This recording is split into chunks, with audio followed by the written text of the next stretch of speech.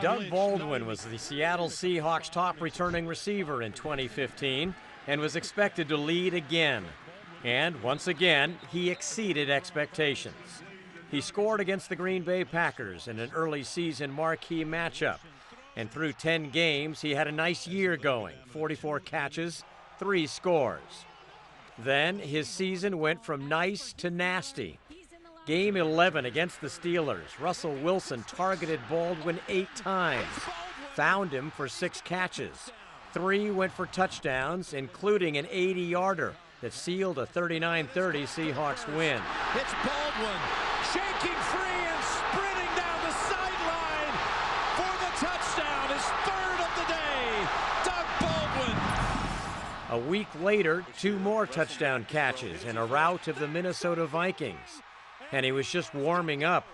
December 13th, Baltimore, another hat trick. Doug Baldwin scored 3 touchdowns against the Ravens. That made 8 scores in 3 weeks.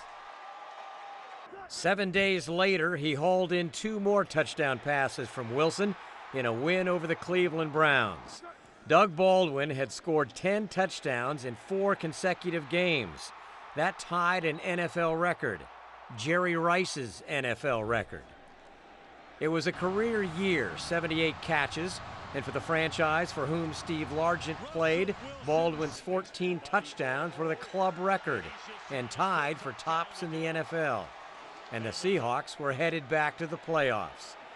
Baldwin was asked if he felt redeemed after being overlooked for so long. Not right now. Yeah, we're in the middle of the playoffs, or in the middle of the hunt for a 3rd Super Bowl berth. So, we got to focus on the task in hand. The task at hand was the NFC wildcard game, the Minnesota Vikings, in Minnesota, outside, in January. I don't have too much experience with this type of weather. I grew up in Florida, so, and I don't really know if there's a way to prepare for it other than just being aware that it's going to be difficult. So, we'll go into it with the best mentality that we can, knowing that it's going to be a cold game.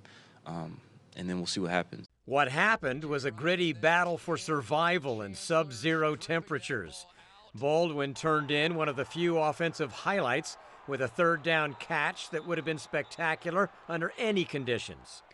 And in a game with 1 touchdown, he scored it, of course. The Seahawks escaped with a 10-9 victory. The season would end a week later in the divisional round. The Seahawks spotted the Panthers a 31-0 lead, then staged a frenetic rally.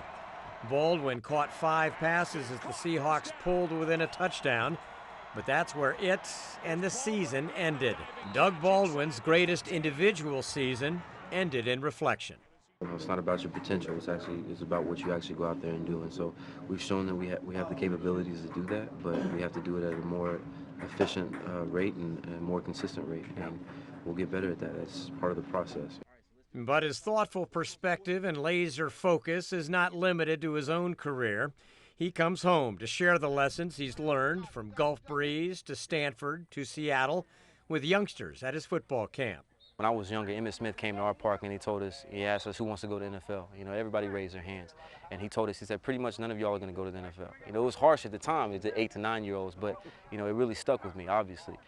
He told us, he said, none of y'all are going to probably go to the NFL, and probably maybe 1 or 2 of y'all go off to college. And I remember sitting there in that group and I told myself I'm going to prove Emmitt Smith wrong.